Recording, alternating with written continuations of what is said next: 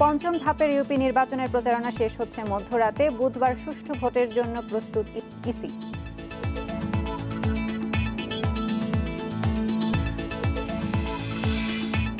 রাষ্ট্রপতি সংলাপে ইসি গঠনে আইন চাইল গণফোরাম। সার্চ কমিটিতে নাম দিল বিকল্প ধারা।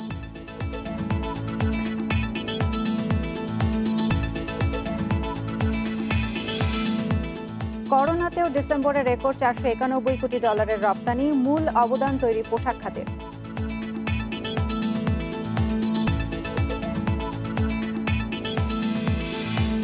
বিশ্বে মোট করোনা আক্রান্ত ছাড়ালো 29 কোটি। পশ্চিমবঙ্গে আজ থেকে বন্ধ শিক্ষা প্রতিষ্ঠান।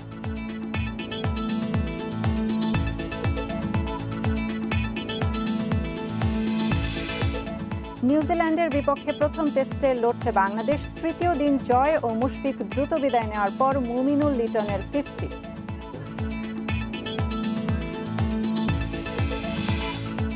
স্বাগত সকাল 9টার 1 ঘন্টার বিরতিহীন সংবাদে। সাথে রয়েছি আমি সাইনা ইসলাম এবং আমি মুজাহিদুল ইসলাম। শুনছিলেন শিরোনাম, চলে যাচ্ছে বিস্তারিত সংবাদ। প্রার্থীদের একে অপরের বিরুদ্ধে হুমকি সহ নানা অভিযোগের মধ্য দিয়ে মধ্যরাতে শেষ হচ্ছে পঞ্চম ধাপের ইউনিয়ন পরিষদ নির্বাচনের প্রচারণা। শেষ মুহূর্তে সমর্থন চেয়ে ভোটারদের দরজায় যাচ্ছেন প্রার্থীরা, করছেন এলাকাভিত্তিক সভা, ঘরোয়া বৈঠক। এদিকে আগামী বুধবার সুষ্ঠু ভোটের জন্য সব প্রস্তুতি নেওয়ার কথা জানিয়েছে নির্বাচন কমিশন। পঞ্চম ধাপে সুনামগঞ্জের 3 উপজেলায় 18টি ইউনিয়ন পরিষদে নির্বাচন অনুষ্ঠিত হবে। প্রচারণা চালাতে গিয়ে নৌকার মনোনীত প্রার্থীরা বিদ্রোহী প্রার্থীদের নিয়ে রয়েছেন বিপাকে। চেয়ারম্যান প্রার্থীদের পাশাপাশি প্রচারণায় ব্যস্ত সময় কাটাচ্ছেন ইউপি সদস্য প্রার্থীরাও। দাবি আমার প্রশাসনের কাছে সুষ্ঠু সুন্দর নির্বাচন হোক। তবে ভোট গ্রহণকে কেন্দ্র করে নিরাপত্তার সকল প্রস্তুতি নেওয়া হয়েছে বলে জানান নির্বাচন কর্মকর্তা। ভোট কেন্দ্রের নিরাপত্তার জন্য আইন শৃঙ্খলা রক্ষাকারী বাহিনী থাকবেন, তার মধ্যে থাকবেন আনসার সদস্য আছেন। নানা শঙ্কা আর উদ্বেগ উৎকণ্ঠার মধ্য দিয়ে অনুষ্ঠিত হতে যাচ্ছে নওগাঁর 23টি ইউপি নির্বাচন। নির্বাচনে আচরণবিধি মানছেন না অধিকাংশ প্রার্থী। তারা প্রত্যেকটা জায়গায় ভয় দেখাচ্ছে যে ভোট দিলে ভোটের পর যাই হোক যেভাবে ভয় দেখাচ্ছে, এটা আসলে ঠিক না। শেরপুরের ঝিনাইগাতিতে ইউপি নির্বাচনের প্রচারণা ব্যাপকভাবে জমে উঠেছে। চলছে নির্বাচনের নানা আলোচনা সমালোচনা, আর হিজড়া জনগোষ্ঠীর নাচ গান বাড়তি মাত্রা জুগিয়েছে প্রচারণায়। আরেকজন প্রার্থী যার মার্কা নৌকা, আমাকে সবাই চতুর্পাশ থেকে ঘেরাও করে হ্যান্ড মাইক এবং মাইকের মাধ্যমে তাদের প্রচারণা চালায়। স্বচ্ছ আরও সুন্দরভাবে ইলেকশন উপহার দেওয়ার জন্য আমরা সদা সচেষ্ট।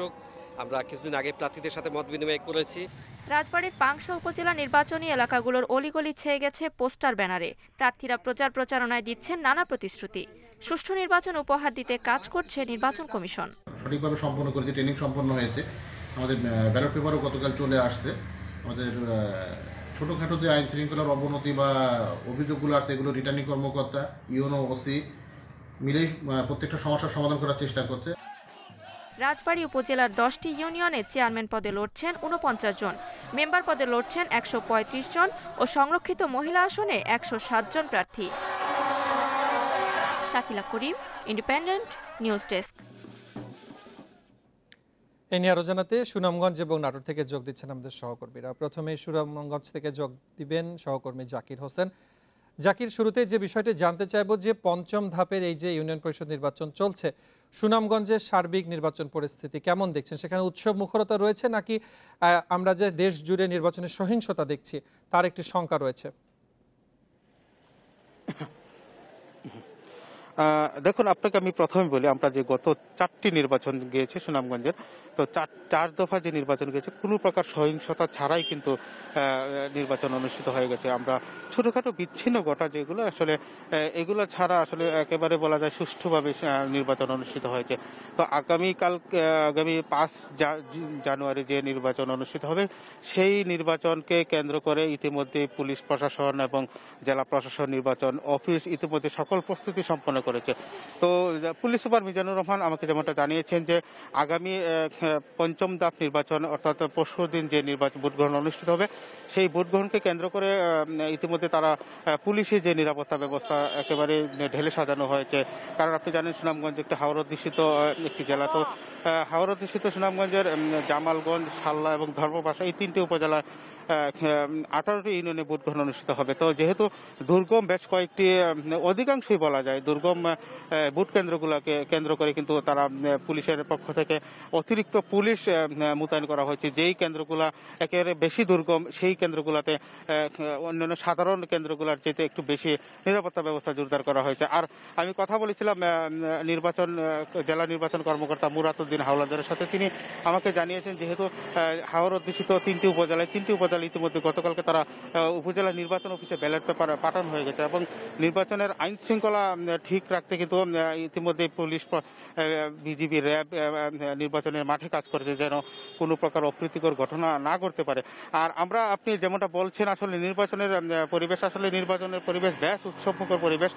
আমরা দেখেছি প্রত্যেকটি উপজেলার 3টি উপজেলায় যে নির্বাচন হচ্ছে 3টি উপজেলায় কিন্তু বিকাল যখন সন্ধ্যা গড়িয়ে আসে, কারণ এখন হাওর অঞ্চলে কিন্তু বুড়ো আবাদ চলছে। বুড়ো আবাদ যেহেতু সারাদিন চাষিরা কিন্তু ব্যস্ত থাকে বুড়ো আবাদ নিয়ে, বিকেল বেলায় অর্থাৎ সন্ধ্যার পর থেকেই কিন্তু নির্বাচনের যে উৎসবমুখর একটা পরিবেশ হাটে বাজারে সেটা আমরা দেখেছি। একেবারে মধ্যরাত পর্যন্ত সেই উৎসবমুখর পরিবেশ কিন্তু বিরাজমান থাকে। তো আসলে জেলা নির্বাচন অফিস সূত্র আমরা যেটা জানতে পেরেছি সুনামগঞ্জের 182টি ভোট কেন্দ্রে ভোটাররা তাদের ভোটাধিকার প্রয়োগ করবেন। এর মধ্যে আমি যদি ধর্মপাশা উপজেলার কথা বলি, একেবারে সুনামগঞ্জের শেষ প্রান্তে ধর্মপাশা উপজেলা, একেবারে হাওর অধ্যুষিত একটি উপজেলা। এই উপজেলা কিন্তু 10টি ইউনিয়নে নির্বাচন অনুষ্ঠিত হবে। তো এই উপজেলা আমরা যেহেতু আওয়ামী লীগের বিদ্রোহী প্রার্থী বেশি রয়েছে, আমরা বিভিন্ন অভিযোগ পাচ্ছি। তো সার্বিক বিষয়ে বলা যায় যে আইন শৃঙ্খলা বাহিনী এবং প্রশাসন খুব কঠোর অবস্থানে আছে নির্বাচনকে অবাধ এবং সুষ্ঠু করার লক্ষ্যে। এই ছিল আমার কাছে সুনামগঞ্জের নির্বাচনের সর্বশেষ খবর। জি জাকির, আপনি সাথেই থাকুন। আমরা এবারে চলে যাচ্ছি নাটোর থেকে নির্বাচনী প্রচারণার সবশেষ পরিস্থিতি জানাতে যোগ দিচ্ছেন সহকর্মী বাপ্পি লাহিড়ী। বাপ্পি, যে বিষয়টি আমরা সুনামগঞ্জ থেকে জানছিলাম যে গত 4 ধাপে নির্বাচন পরিস্থিতি তুলনামূলক ভালো সুনামগঞ্জে এবং এবারও খুব বেশি বিচ্ছিন্ন সংঘর্ষের ঘটনা নেই, একই অবস্থাকে বিরাজমান নাটোরে রয়েছে কিনা এবং সেক্ষেত্রে নির্বাচনের সার্বিক প্রস্তুতি কেমন লক্ষ্য করছেন?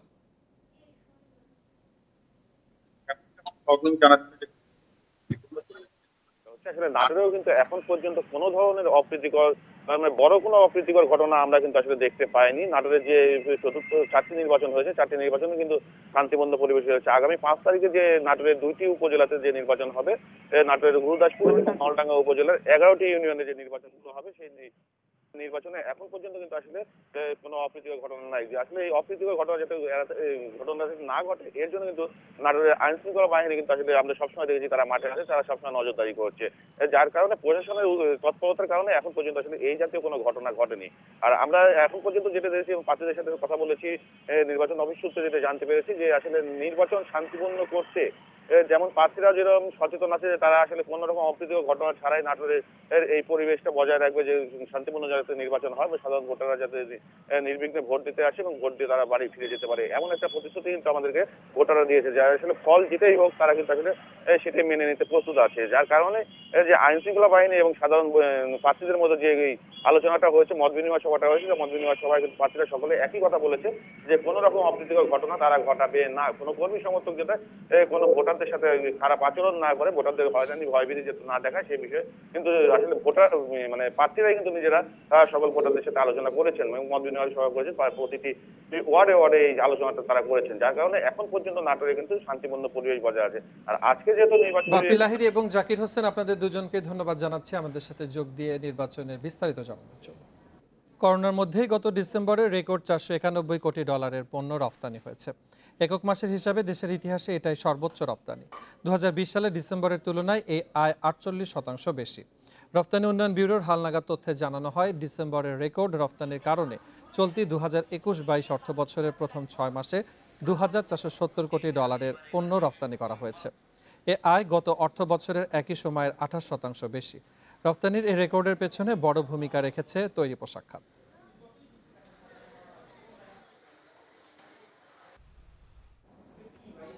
রাজধানীর বনানী থানার মাদকদ্রব্য নিয়ন্ত্রণ আইনের মামলায় নায়িকা পরিমণি সহ 3 জনের বিরুদ্ধে অভিযোগ গঠনের শুনানি 5 জানুয়ারি।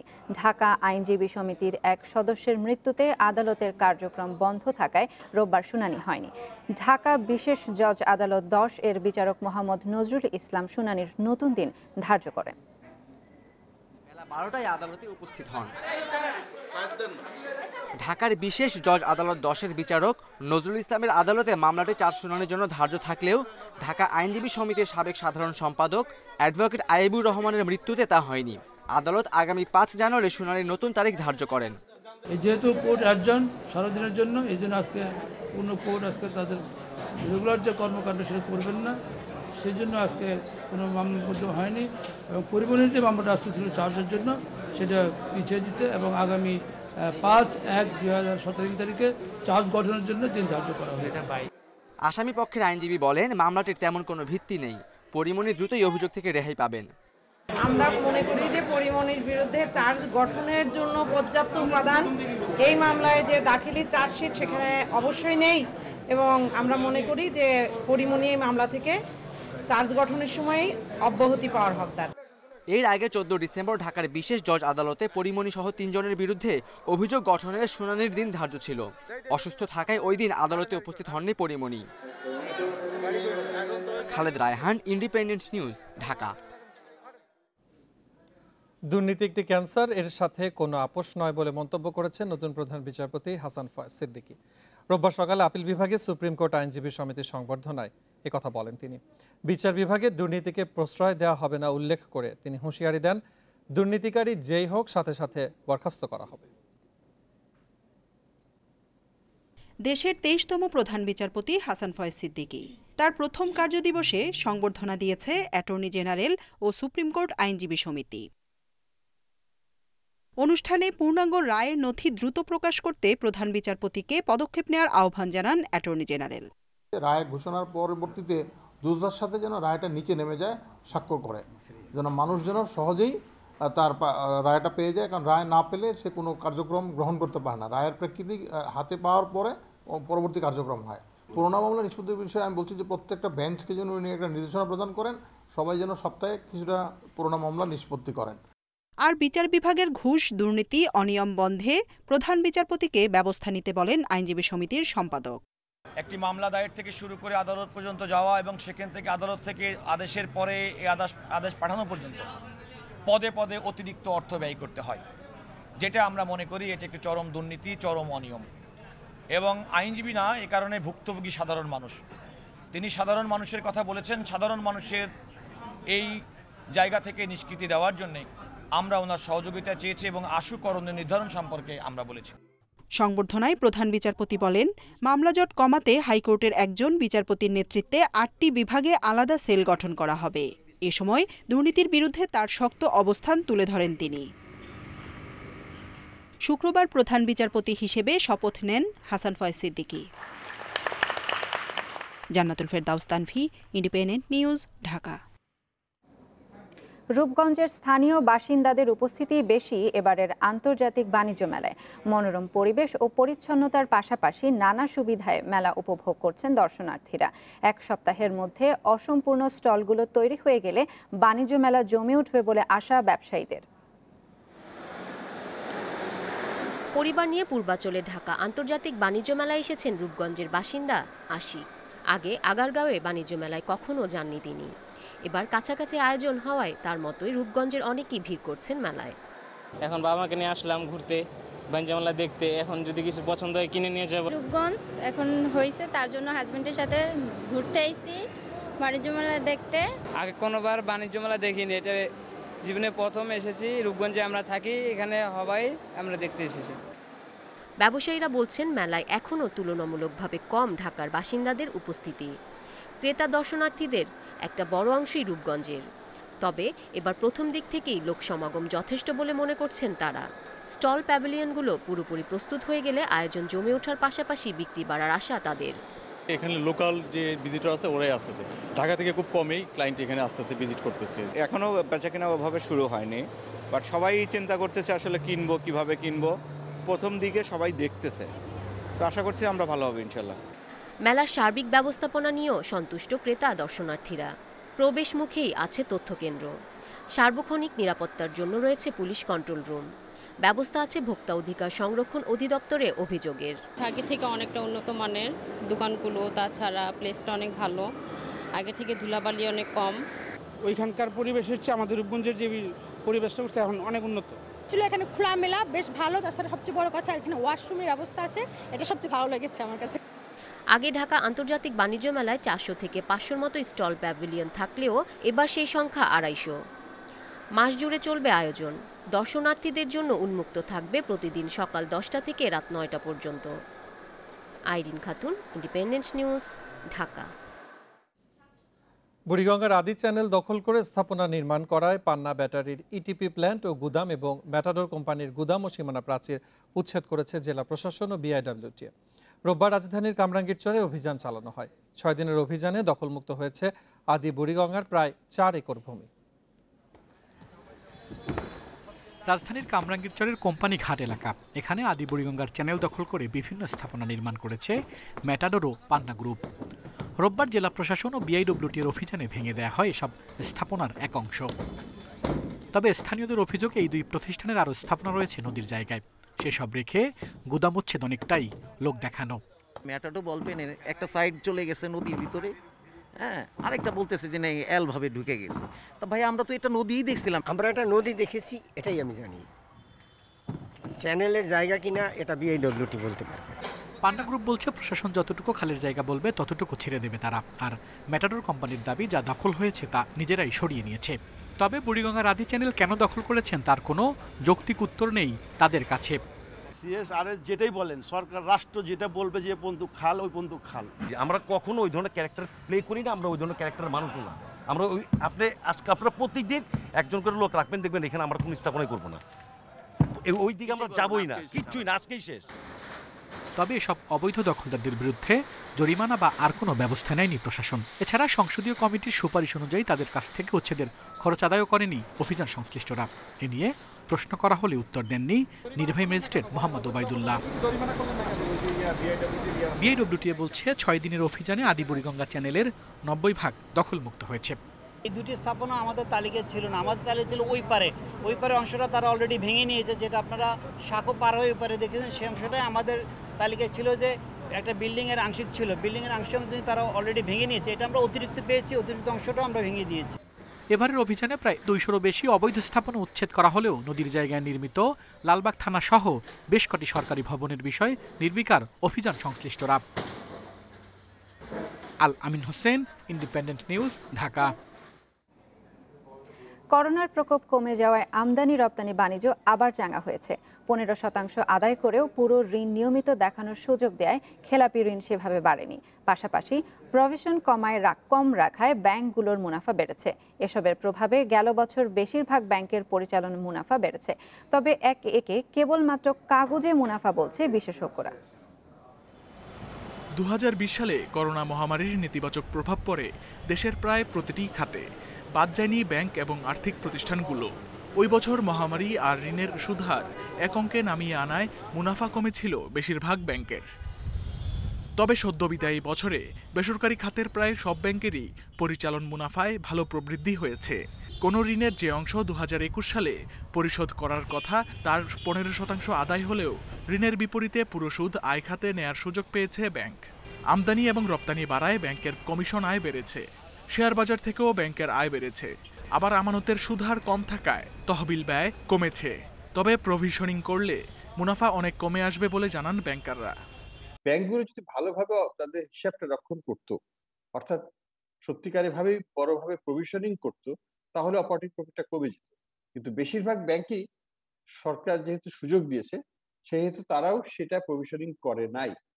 2021 সালে সবচেয়ে বেশি 2430 কোটি টাকা মুনাফা করেছে ইসলামী ব্যাংক। আগের বছর যা ছিল 2350 কোটি টাকা। পূবালী ব্যাংক মুনাফা করেছে 1140 কোটি টাকা। বিদায়ী বছরে ইস্টার্ন ব্যাংকের মুনাফা 1050 কোটি টাকা। গেল বছর আইএফআইসি ব্যাংক মুনাফা করেছে 775 কোটি টাকা, যা আগের বছরের চেয়ে দ্বিগুণেরও বেশি। যমুনা, ঢাকা মার্কেন্টাইল, এনসিসি সহ বেশিরভাগ ব্যাংকের পরিচালন মুনাফা বেড়েছে। রেমিটেন্স বেড়েছে, সেখান থেকে ইনকাম হতে পারে। এক্সপোর্ট বেড়েছে কিছুটা, সেটার থেকে ইনকাম আসছে। অর্থাৎ ব্যাংকের এইগুলো ইনকাম কিছুটা ব্যাংক ভালো করেছে, ইনকাম আসছে। যদিও পরিচালন মুনাফা ব্যাংকের প্রকৃত মুনাফা নয়, এই মুনাফা থেকে ঋণের বিপরীতে নির্ধারিত হারে প্রভিশনিং সংরক্ষণ এবং 37.5% হারে কর্পোরেট কর পরিশোধের পর নিট মুনাফা হিসাব করে ব্যাংকগুলো। Shamim Ahmed, independent news, Dhaka. সাতক্ষীরায় এবারে বাগদা চিংড়ির বাম্পার উৎপাদন হয়েছে। দাম ভালো পাওয়ায় খুশি চিংড়ি চাষিরা, তবে ভাইরাসমুক্ত পোনা ও কম সুদে ঋণ পেলে আরও লাভবান হবার আশা চাষিদের, আর উৎপাদনের লক্ষ্যমাত্রা ছাড়িয়ে যাবার আশা মৎস্য কর্মকর্তাদের। প্রাকৃতিক দুর্যোগে সাতক্ষীরায় গত মৌসুমে 250 কোটি টাকার বাগদা চিংড়ির ক্ষতি হয়, তবে এবছর চিংড়ির উৎপাদন বৃদ্ধি পেয়েছে। তাই ধাক্কা সামলে আবার ঘুরে দাঁড়ানোর প্রত্যাশা জেলার চিংড়ি চাষিদের। এবছর জেলায় ছোট বড় মিলিয়ে 55,000 ঘেরে বাগদা চিংড়ির চাষ হয়েছে। বাজারে দামও মিলছে ভালো, তবে চাষিদের অভিযোগ ভাইরাসের কারণে অনেক সময় মরে যাচ্ছে পোনা, সেই সাথে কম সুদে ব্যাংক ঋণের দাবি তাদের।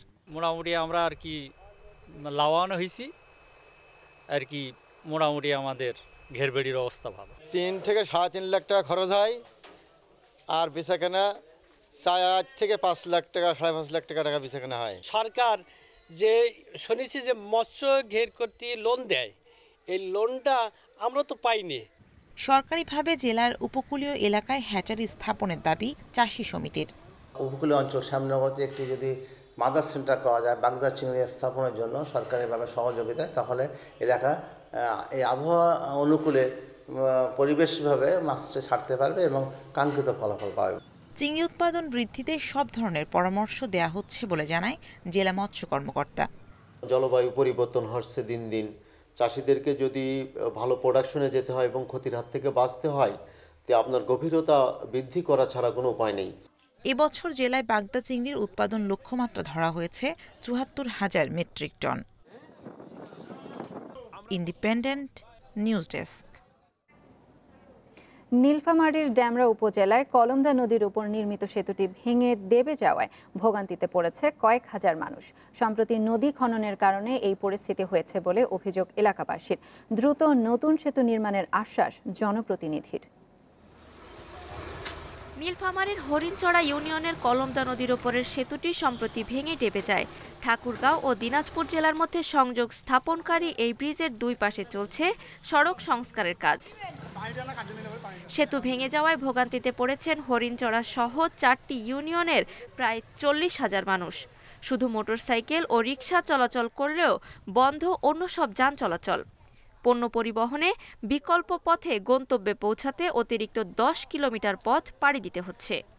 মানুষের অনেক ভোগান্তি, বহু লোক যাতায়াত করে, কোনো ফায়ার সার্ভিস যাইতে পারতেছে না। জরুরি সময়ে অ্যাম্বুলেন্স অথবা ফায়ার সার্ভিস অথবা আমাদের ভারী যানবাহনগুলো এই রাস্তা দিয়ে চলতে পারতেছে না। এ নিয়ে কোনো কথা বলতে চাননি নীলফামারীর ডোমার উপজেলার প্রকৌশলী মোস্তাক আহমেদ। স্থানীয় সরকার বিভাগ থেকে দ্রুততম সময়ে ওই ব্রিজের দরপত্র হবে বলে আশ্বাস দেন উপজেলা চেয়ারম্যান এবং নির্বাহী প্রকৌশলী স্থানীয় সরকার প্রকৌশল অধিদপ্তরের উপজেলা প্রকৌশলী। আমি নিজে আমার সরজমিনে পরিদর্শন করেছিলাম। পরবর্তী সময় সেটি আমাদের প্রস্তাবনা ঢাকায় গিয়েছে এবং ইতিমধ্যেই টেন্ডার প্রক্রিয়ায় যাবে আর কি। 80 দশকের মাঝামাঝি সময়ে বেসরকারি উন্নয়ন সংস্থা RDRS ব্রিজটি নির্মাণ করে। Independent news desk. বিশ্বে করোনায় মোট আক্রান্ত ছাড়িয়েছে 29 কোটি। এখন পর্যন্ত প্রাণহানি হয়েছে 54,60,000-এর বেশি জনের। বিশ্বে করোনায় একদিনে শনাক্ত হয়েছে 8,02,000-এর বেশি রোগী, মারা গেছে 2,877 জন। এদিকে করোনা সংক্রমণ বাড়ায় ভারতের পশ্চিমবঙ্গে সোমবার থেকে 15 জানুয়ারি পর্যন্ত বিধিনিষেধ জারি করা হয়েছে। বন্ধ থাকবে সব স্কুল, কলেজ ও বিশ্ববিদ্যালয়। এছাড়া রাত 10টা থেকে ভোর 5টা পর্যন্ত থাকবে কারফিউ। একই সাথে বাতিল করা হয়েছে যুক্তরাজ্য থেকে সরাসরি ফ্লাইট। 24 ঘন্টায় বিশ্বের সর্বোচ্চ 811 জন মারা গেছে রাশিয়ায়। এই অবস্থায় সোমবার থেকে শুধুমাত্র টিকাপ্রাপ্তরাই দোকান ও রেস্তোরাঁয় যেতে পারবেন। এছাড়া করোনা জয়ীরাও বিধিনিষেধের আওতামুক্ত থাকবেন। এদিকে করোনার কারণে রোববার সারা বিশ্বে বাতিল হয়েছে 4,000-এরও বেশি ফ্লাইট।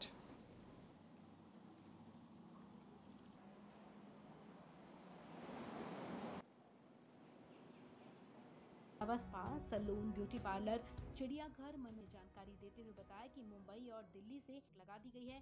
जोखिम भरे देशों से आने बंगाल सरकार 2 বছর আগে শীর্ষ জেনারেল কাসেম সোলাইমানির হত্যার ঘটনায় যুক্তরাষ্ট্রের বিরুদ্ধে ব্যবস্থা নিতে জাতিসংঘের প্রতি আহ্বান জানিয়েছে ইরান।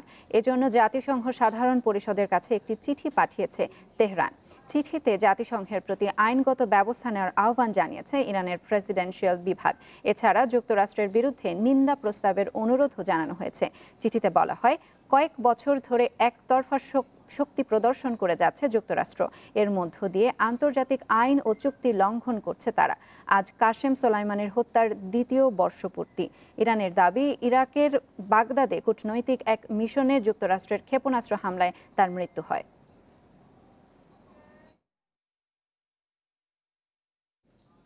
মাউন্ট মঙ্গানুই টেস্টে মুমিনুল লিটনের দুর্দান্ত ব্যাটিংয়ে নিউজিল্যান্ডের মাটিতে প্রথমবার প্রথম ইনিংস লিড নিয়েছে বাংলাদেশ।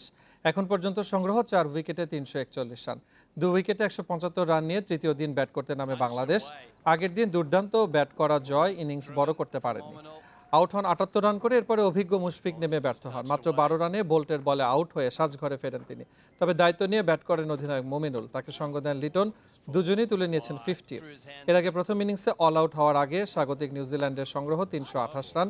শরীফুল ও মিরাজ নেন 3টি করে উইকেট।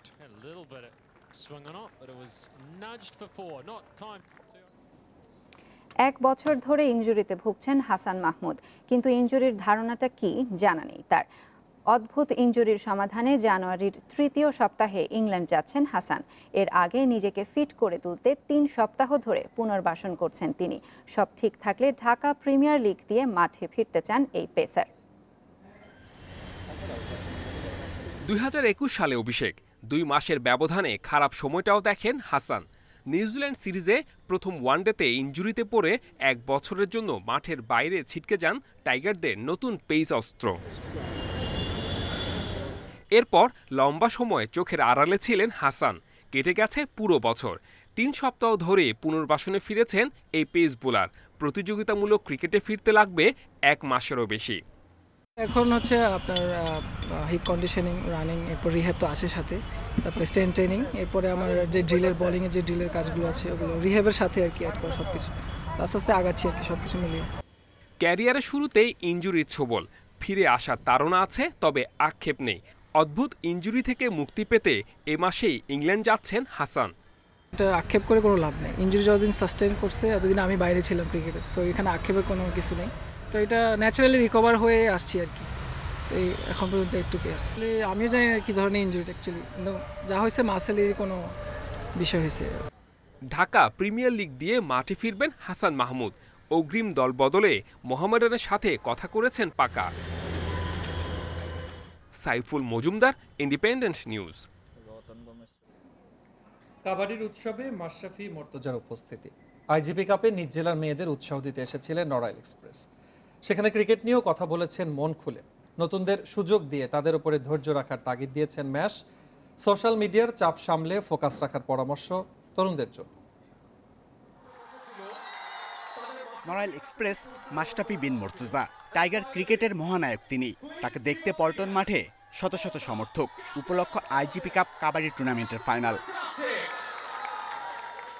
গ্যালারিতে বসে নিজ দলকে উৎসাহ দেবার কথা থাকলেও যানজটের কারণে ঠিক সময়ে আসতে পারেননি। মাঠে আসেন পুরস্কার বিতরণের ঠিক আগ দিয়ে। পল্টন মাঠ ও আশেপাশের চেনা পরিবেশ তাকে করেছে স্মৃতিকাতর। ক্রিকেট নিয়ে কথা বলেছেন মন খুলে। আমরা ঢাকায় যখন এসে প্রথম মাঠে খেলতে যাই তখন এইটাই, সো এখানে তো আমাদের ক্যারিয়ার শুরু এবং এইখানেই সব স্মৃতি আমাদের। মিরপুর তো অনেক পরে যে শুরু হয়েছে, সো এখানে এখানে যখনই আসি এই পাইতে যাই তখন এই স্মৃতিগুলোই মনে পড়ে। টাইগার ক্রিকেট এখন যে পর্যায়ে পৌঁছেছে সেখানে প্রত্যাশা অনেক বেশি। সোশ্যাল মিডিয়া যোগ করেছে বাড়তি চাপ। নতুনদের জন্য চ্যালেঞ্জও এখন অন্যরকম।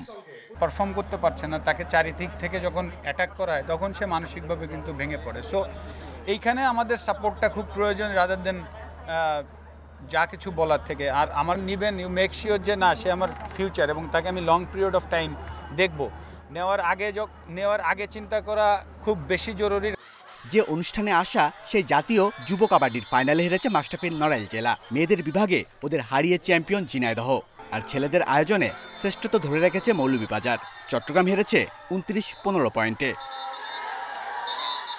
Shamim Ahmed, independent news, Dhaka. Federation কাপের সেমিফাইনালে উঠেছে মোহামেডান। কার্ড বিতর্কের ম্যাচ চট্টগ্রাম আবাহনীকে 2-1 গোলে হারিয়েছে সাদা কালোরা। অন্যদিকে নবাগত স্বাধীনতা ক্রীড়া সংঘের বাধা সহজেই টপকেছে সাইফ স্পোর্টিং। 2-0 গোলের জয়ে পৌঁছে গেছে শেষ চারে। ম্যাচের ৩৫ মিনিট আক্রমণে চট্টগ্রাম আবাহনী। উইলিয়ামের পাস নিয়ন্ত্রণে নিতে এগিয়ে যান কৌশিক, কিন্তু ডিবক্সের বেশ বাইরে এসে হাত দিয়ে বল ঠেকিয়ে বিপদ মুক্ত করেন সাদাকালো গোলকিপার সুজন। এমন ঘটনায় লাল কার্ডের উদাহরণ অহরহ, কিন্তু এদিন সুজনকে হলুদ কার্ড দেখিয়েই কেবল সতর্ক করলেন রেফরি। কিন্তু রেফরি সেখানে কি বলছেন? প্রথম কোয়ার্টার ফাইনালে নাটকীয়তা এইটুকুই। প্রথমার্ধে কোনো দলই গোলের সুযোগ তৈরি করতে পারেনি। দ্বিতীয়ার্ধেই হয়েছে 3টি গোল। ৬৫ মিনিটে আত্মঘাতী গোলে মোহামেডানের এগিয়ে যাওয়া। জটলার মধ্যে শাহেদের শট চট্টগ্রাম আবাহনীর আরাফাতের পা ছুঁয়ে জড়িয়েছে জালে। গোল হজমেও আক্রমণ থামেনি চট্টলার দলটির, কিন্তু আচমকা গোলে বাড়ে হতাশা। ডিফেন্ডার কামরুলের বল ক্লিয়ারের প্রচেষ্টায় বাধা দেন ইমন, তার পায়ে লেগেই বলের গন্তব্য জালে। অতিরিক্ত সময়ে 1 গোল শোধ দিয়েছে চট্টগ্রাম আবাহনী। কোয়ার্টারে আটকে ফেড কাপের মিশন শেষ করল মারুফুল হকের দল। অন্যদিকে স্বাধীনতা ক্রীড়া সংঘের চ্যালেঞ্জ কঠিন হয়নি সাইফ স্পোর্টিং এর জন্য। ম্যাচের 40 মিনিটে আসে প্রথম সাফল্য রহিমউদ্দিনের কল্যাণে। জীবনটাই বোধহয় এমন। দ্বিতীয়ার্ধে ব্যবধান দ্বিগুণ করেন মারাজ হোসেন। 6 জানুয়ারি প্রথম সেমিতে লড়বে Mohammedan Saif sporting. Kamrul Hasnat, independent news, Dhaka. লা লিগায় জয় পেয়েছে বার্সেলোনা। মায়োর্কাকে হারিয়েছে 1-0 গোলে। এই জয়ে পয়েন্ট টেবিলে 5 নম্বরে উঠে এসেছে কাতালান জায়ান্টরা। ইনজুরি আর করোনার আঘাতে মূল দলের মাত্র 11 ফুটবলার ছিল বার্সা স্কোয়াডে। বি টিম থেকে নিয়ে আসা হয় 8 জনকে। আক্রমণ ভাগে ছিল অভিজ্ঞতার ঘাটতি। গোলের জন্য বার্সার অপেক্ষা 44 মিনিট পর্যন্ত। মিনগুয়েজার ক্রস থেকে হেড দিয়ে বার্সেলোনাকে লিড এনে দেন লুক ডি ইয়ং। সেই গোলেই জয় পায় কাতালান জায়ান্টরা।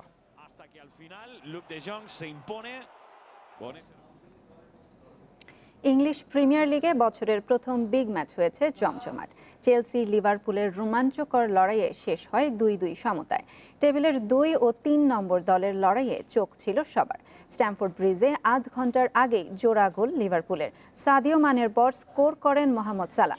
ধাক্কা সামলে বিরতির আগেই ম্যাচে ফেরে চেলসি। কোভাসিচ ও পুলিসিচের কল্যাণে সমতা ফেরায় স্বাগতিকরা। দ্বিতীয়ার্ধে স্কোর লাইনে আর পরিবর্তন আসেনি। ড্র দিয়েই বছর শুরু হলো 2 জায়ান্টদের। 21 ম্যাচে 43 পয়েন্ট নিয়ে টেবিলের 2 চেলসি, শীর্ষে থাকা ম্যান সিটির সঙ্গে ব্যবধান 10 পয়েন্টের।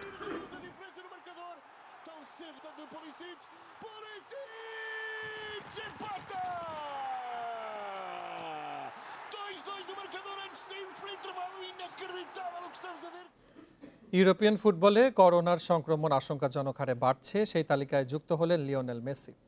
ক্রিসমাসের ছুটিতে আর্জেন্টিনায় পরিবারের সঙ্গে সময় কাটিয়েছেন মেসি। নেগেটিভ না হওয়া পর্যন্ত সেখানেই থাকতে হচ্ছে। মেসি ছাড়াও পিএসজির হুয়ান বার্নার্ড, সার্জিও রিকো এবং বিতুমা জালাও করোনায় আক্রান্ত। বর্তমানে তারা আইসোলেশনে আছেন। স্বাস্থ্যবিধি মেনে ব্যবস্থা নেওয়ার কথা জানিয়েছে ক্লাব কর্তৃপক্ষ। সোমবার ফ্রেঞ্চ কাপে তৃতীয় স্তরের দল ভাস অলিম্পিক ক্লাবের বিপক্ষে নামবে পিএসজি। করোনা ধাক্কায় বিপাকে কোচ মাউরিসিও পচেত্তিনো।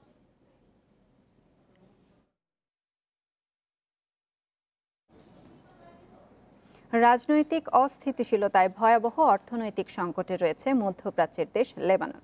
প্রতিদিনই কমছে মুদ্রার দাম। 2 বছরে বেশি সময় ধরে চলা এই অর্থনৈতিক সংকট থেকে বাঁচতে উদ্ভাবনী উপায়ে ফুল চাষের দিকে ঝুঁকছেন লেবাননের বাসিন্দারা। বিশাল এই ফুলের বাগানের মালিক হলেন লেবাননের বাসিন্দা রানিয়া ইউনেস। মাত্র 120 স্কয়ার মিটারের এক টিউলিপের বাগান দিয়ে শুরু করেছিলেন তার ফুল চাষের যাত্রা। বর্তমানে দেশে বিভিন্ন জায়গায় গড়ে তুলেছেন বিশাল ফুল বাগান, যেখানে কাজ করছে 120 জন সহকারী। রানিয়া লেবাননের গৃহযুদ্ধ অবসানের পর ফ্লেয়ার্স দু লিবান নামে গড়ে তোলেন তার ফুলের বাগান। শুরুর দিকে বেশিরভাগ ফুলই তিনি দেশের বাইরে থেকে নিয়ে আসতেন এবং সেগুলো স্থানীয় বাজারে বিক্রি করতেন। লেবাননের সব সময় নিরাপত্তাহীনতার মতো সমস্যায় ভুগতে হয়। যেমন জুলাইতে যখন দেশে সংঘর্ষ শুরু হয় তখন আমাকে অসংখ্য ফুল ফেলে দিতে হয়েছিল। এ ধরনের ঘটনা আমাদের দেশে প্রায়শই ঘটে। এর ফলে প্রচুর ফুল পচে যায় এবং সেগুলোকে ফেলে দিতে হয়। বছরের পর বছর রানিয়াকে নানা ধরনের অনিশ্চয়তার মধ্যে সময় কাটাতে হয়েছে, কারণ দেশে প্রতিনিয়ত অস্থিতিশীলতার কারণে উঠানামা করে ফুলের চাহিদা। সম্প্রতি করোনা মহামারীর কারণে তার ব্যবসা বাঁচিয়ে রাখার জন্য তাকে বের করতে হচ্ছে বিভিন্ন সমাধান। যেহেতু লেবানন একটি অস্থিতিশীল দেশ, এখানে বিক্ষোভের কারণে বাজার বন্ধ হয়ে যায়। বর্তমানে করোনার জন্য ব্যবসা খুব একটা ভালো যাচ্ছে না, কিন্তু আমাকে আমার ব্যবসা টিকিয়ে রাখতে ভিন্ন সমাধান বের করতে হয়েছে।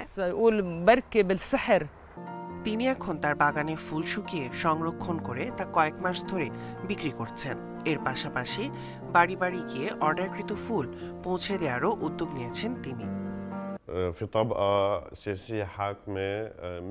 দেশের শাসন ব্যবস্থা প্রায় ভেঙে পড়েছে। এই খারাপ সময়ে রানিয়ার বাগানের ফুলগুলো আমাকে মানসিকভাবে শান্তি দেয়। ফুল দিয়ে ঘর সাজানোর সময়টুকু আমি খুব উপভোগ করি।